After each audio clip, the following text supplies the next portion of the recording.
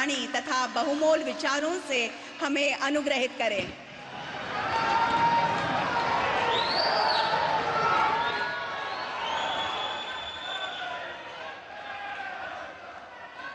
महाराष्ट्र के गवर्नर श्री रमेश बैस जी, मुख्यमंत्री एकनाथ शिंदे जी, केंद्रीय मंत्रिमंडल के मेरे साथी पीयूष गोयल जी, रामदास आठवले जी, उप मुख्यमंत्री श्री देवेंद्र फडणवीस जी, अजीत दादा पवार जी, राज्य सरकार के मंत्री मंगल प्रभात जी, दीपक केसरकर जी, अन्य सभी महानुभाव, देवी और सज्जनों, महाराष्ट्रातील सर्व बंधू भगिनींना माझा नमस्कार। आज मुझे महाराष्ट्र और मुंबई के लिए 30,000 करोड़ रुपए के प्रोजेक्ट के शिलान्यास और लोकार्पण का अवसर मिला है। इन प्रोजेक्ट से मुंबई और आसपास के क्षेत्रों की कनेक्टिविटी और बेहतर होगी। इनमें रोड और रेल परियोजनाओं के अलावा महाराष्ट्र के नौजवानों के कौशल विकास की बहुत बड़ी योजना भी शामिल है। इनसे महाराष्ट्र में बड़ी संख्या में रोजगार का निर्माण भी होगा। आपने शायद अखबारों में पढ़ा होगा, टीवी पे देखा होगा, 2-3 सप्ताह पहले ही केंद्र सरकार ने महाराष्ट्र के लिए वधावन पोर्ट को भी स्वीकृति दी। 76,000 करोड़ रुपए, 76,000 करोड़ रुपए के इस प्रोजेक्ट से यहां 10 लाख से ज्यादा रोजगार बनेंगे। साथियों, बीते 1 महीने से मुंबई देश विदेश के निवेशकों के उत्सव की साक्षी बनी है। छोटे बड़े हर निवेशक ने हमारी सरकार के तीसरे टर्म का उत्साह से स्वागत किया है। लोग जानते हैं कि एनडीए सरकार ही स्थिरता दे सकती है, स्थायित्व दे सकती है। तीसरी बार शपथ लेने के बाद मैंने कहा था कि तीसरे टर्म में एनडीए सरकार 3 गुना तेजी से काम करेगी। और आज ये हम होते हुए देख रहे हैं। साथियों, महाराष्ट्र के पास गौरवशाली इतिहास है। महाराष्ट्र के पास सशक्त वर्तमान है और महाराष्ट्र के पास समृद्ध भविष्य का सपना है। महाराष्ट्र वो राज्य है जिसकी विकसित भारत के निर्माण में बहुत बड़ी भूमिका है। महाराष्ट्र के पास इंडस्ट्री की पावर है, महाराष्ट्र के पास एग्रीकल्चर की पावर है, महाराष्ट्र के पास फाइनेंस सेक्टर की पावर है। इसी पावर ने मुंबई को देश का फाइनेंशियल हब बनाया है। अब मेरा लक्ष्य है महाराष्ट्र की इसी पावर से महाराष्ट्र को दुनिया का बड़ा आर्थिक पावर हाउस बनाने का। मेरा लक्ष्य है मुंबई को दुनिया की फिनटेक कैपिटल बनाने का। मैं चाहता हूं महाराष्ट्र टूरिज्म में भारत में नंबर 1 राज्य बने। यहां छत्रपति शिवाजी महाराज के शौर्य के साक्षी विशाल किले हैं। यहां कोंकण के समुद्री तटों का मनमोहक दृश्य है।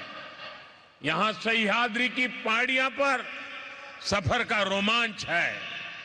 यहां कॉन्फ्रेंस टूरिज्म और मेडिकल टूरिज्म की अपार संभावनाएं हैं।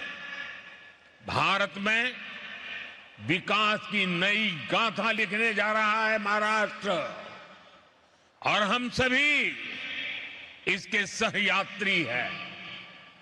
आज का ये कार्यक्रम महायुति सरकार के इन्हीं लक्ष्यों को समर्पित है।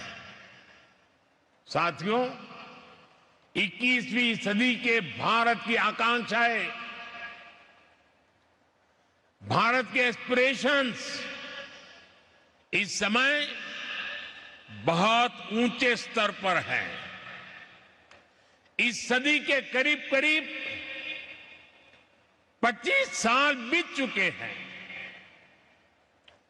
देश की जनता लगातार तेज विकास चाहती है। अगले 25 वर्ष में भारत को विकसित बनाना चाहती है, और इसमें मुंबई की, महाराष्ट्र की भूमिका बहुत बड़ी है। महाराष्ट्र में, मुंबई में सबका जीवन स्तर सुधरे, यहां क्वालिटी ऑफ लाइफ बेहतरीन हो, यह हमारा ध्येय है। इसलिए मुंबई के आसपास के क्षेत्रों की कनेक्टिविटी को बेहतर करने का प्रयास किया जा रहा है। मुंबई में कोस्टल रोड और अटल सेतु अब पूरे हो चुके हैं, और आपको याद होगा जब अटल सेतु बन रहा था तो इसके विरोध में भांति भांति की बातें फैलाई गई। इसको अटकाने लटकाने के लिए कोशिशें हुई, लेकिन आज इससे कितना फायदा हो रहा है ये हर कोई अनुभव कर रहा है। मुझे बताया गया करीब करीब 20,000 गाड़ियां हर रोज इसका इस्तेमाल कर रही है, और एक अनुमान है कि अटल सेतु की वजह से हर रोज 20-25 लाख रुपए का ईंधन बच रहा है। और इतना ही नहीं, लोगों को पनवेल जाने में अब करीब 45 मिनट कम लगता है, यानी समय का फायदा और पर्यावरण का फायदा। इसी अप्रोच के साथ हम मुंबई के ट्रांसपोर्ट सिस्टम को आधुनिक बना रहे हैं। मुंबई मेट्रो के विस्तार का काम भी तेज गति से चल रहा है। 10 वर्ष पहले मुंबई में सिर्फ 8 किलोमीटर ही मेट्रो लाइन थी। 10 साल पहले सिर्फ 8 किलोमीटर, जबकि आज ये करीब करीब 80 किलोमीटर पहुंच चुकी है। इतना ही नहीं, मुंबई में अभी लगभग 200 किलोमीटर मेट्रो नेटवर्क पर काम चल रहा है।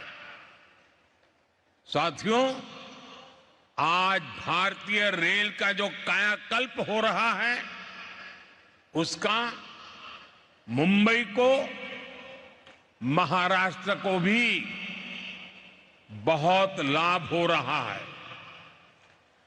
छत्रपति शिवाजी महाराज टर्मिनस, नागपुर और अजनी स्टेशन का रीडेवलपमेंट तेज गति से प्रगति पर है।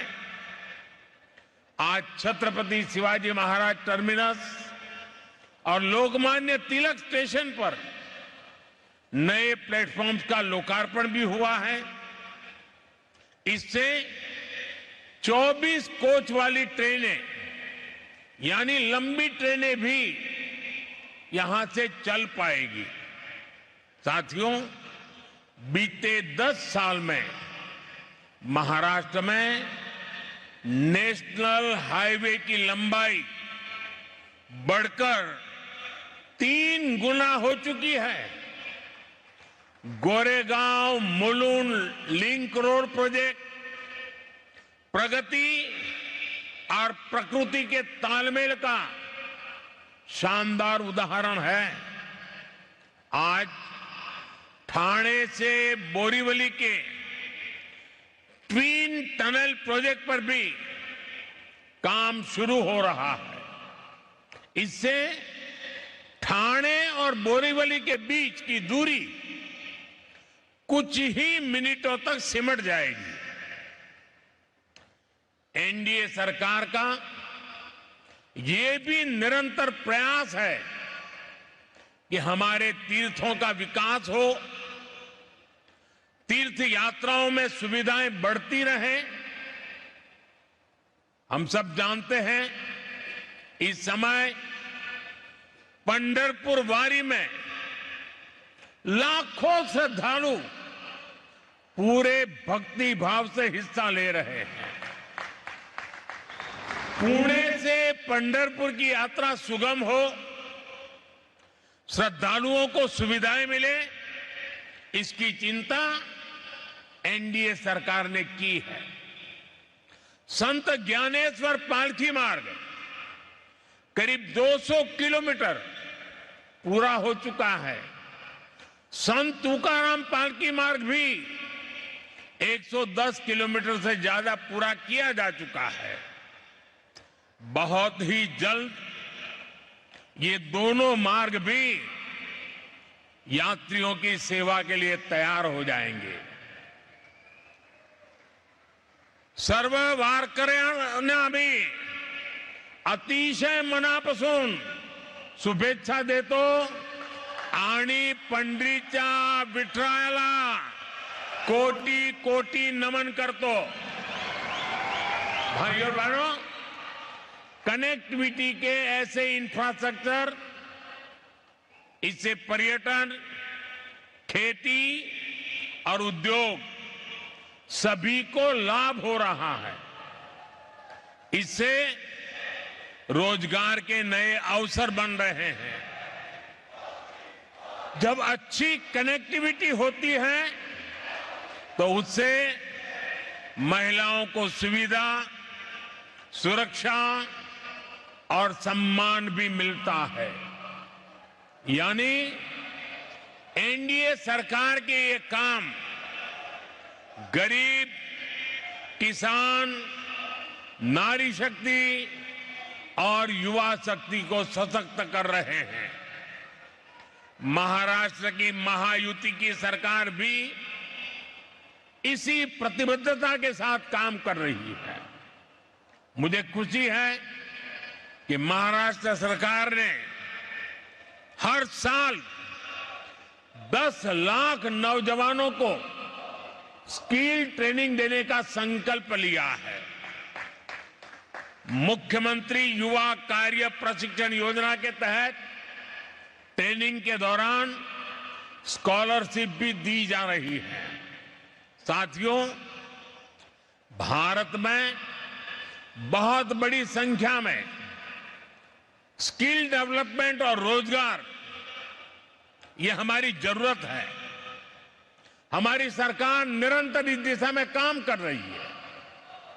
बीते 4-5 साल के दौरान कोरोना जैसे महासंकट के बावजूद भारत में रिकॉर्ड रोजगार बने हैं। हाल में आरबीआई ने रोजगार पर एक विस्तृत रिपोर्ट जारी की है। इस रिपोर्ट के अनुसार बीते 3-4 सालों में देश में लगभग 8 करोड़ नए रोजगार मिले हैं। इन आंकड़ों ने रोजगार को लेकर झूठे नैरेटिव गढ़ने वालों की बोलती बंद कर दी है। ये झूठे नैरेटिव वाले निवेश के दुश्मन हैं, इंफ्रास्ट्रक्चर निर्माण के दुश्मन हैं, भारत के विकास के दुश्मन हैं।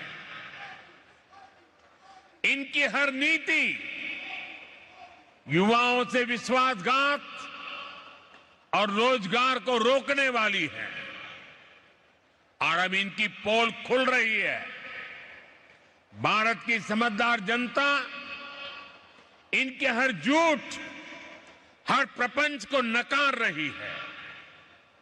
जब कहीं पुल बनता है, रेलवे ट्रैक बनता है, सड़क बनती है, लोकल ट्रेन का डिब्बा बनता है, तो किसी न किसी को रोजगार मिलता ही है। भारत में जैसे जैसे इंफ्रास्ट्रक्चर निर्माण की गति तेज हो रही है, रोजगार निर्माण की गति भी बढ़ रही है। आने वाले समय में नए निवेश के साथ ये अवसर और ज्यादा बढ़ने वाले हैं। साथियों, एनडीए सरकार के विकास का मॉडल वंचितों को वरीयता देने का रहा है। जो दशकों से अंतिम पंक्ति पर रहे हैं, उनको हम प्राथमिकता दे रहे हैं। नई सरकार के शपथ लेते ही हमने गरीबों के लिए पक्के घर और किसानों से जुड़े बड़े फैसले लिए हैं। अभी तक 4 करोड़ गरीबों को पक्के घर मिल चुके हैं। आने वाले सालों में 3 करोड़ और गरीब परिवारों को पक्के घर मिलेंगे। इनमें महाराष्ट्र के भी लाखों गरीब, दलित, पिछड़े, आदिवासी परिवार शामिल है। एक अच्छा आवास हर परिवार की जरूरत ही नहीं, बल्कि उसकी गरिमा से भी जुड़ा है। इसलिए हम शहरों में रहने वाले गरीब और मध्यम वर्ग दोनों के घर का सपना पूरा करने में जुटे हैं। साथियों, रेहड़ी फुटपाथ वाले साथियों को भी गरिमापूर्ण जीवन मिले, ये हमारा कमिटमेंट है। इसमें स्वनिधि योजना बहुत काम आ रही है। इस योजना के तहत अभी तक 90 लाख लोन स्वीकृत किए जा चुके हैं। इसमें से करीब 13 लाख लोन यहां महाराष्ट्र के साथियों को मिले हैं। मुंबई में भी रेहड़ी पटरी लगाने वाले 1.5 लाख साथियों को स्वनिधि योजना का लाभ मिला है। बैंकों से मिल रही स्वनिधि की मदद इनके कारोबार को मजबूत कर रही है। और एक स्टडी कहती है कि जो लोग भी स्वनिधि योजना से जुड़े हैं उनकी हर महीने कमाई करीब 2,000 रुपये तक बढ़ गई है। मतलब साल में 20-25 हजार रुपया अतिरिक्त कमाई बढ़ी है। साथियों, स्वनिधि योजना की एक और विशेषता का मैं जिक्र आपसे करना चाहता हूं।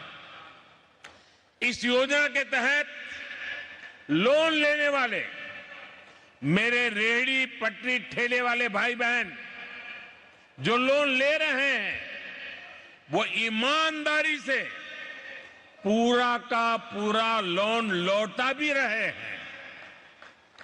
और ये है मेरे गरीब का स्वाभिमान, ये है मेरे गरीब भाई बहनों की शक्ति। और आप ये जानकर हैरान रह जाएंगे कि स्वनिधि के लाभार्थी अब तक 3.25 लाख करोड़ रुपए का डिजिटल लेन देन कर चुके हैं। यानी ये डिजिटल इंडिया को भी अपने काम से बल दे रहे हैं, भारत को नई पहचान दे रहे हैं। साथियों, महाराष्ट्र ने भारत में सांस्कृतिक, सामाजिक और राष्ट्रवाद की चेतना का भी संचार किया है। छत्रपति शिवाजी महाराज, बाबा साहब आंबेडकर, महात्मा ज्योतिबा फुले, सावित्रीबाई फुले, अन्ना भाऊ साठे, लोकमान्य तिलक, वीर सावरकर, ऐसी अनेक अनगिनत महान संतानों की विरासत यहां की धरती में है। महाराष्ट्र की महान संतानों ने जिस प्रकार के समृद्ध समाज, जिस प्रकार के सशक्त राष्ट्र की कल्पना की थी, हमें उस दिशा में ही आगे बढ़ना है।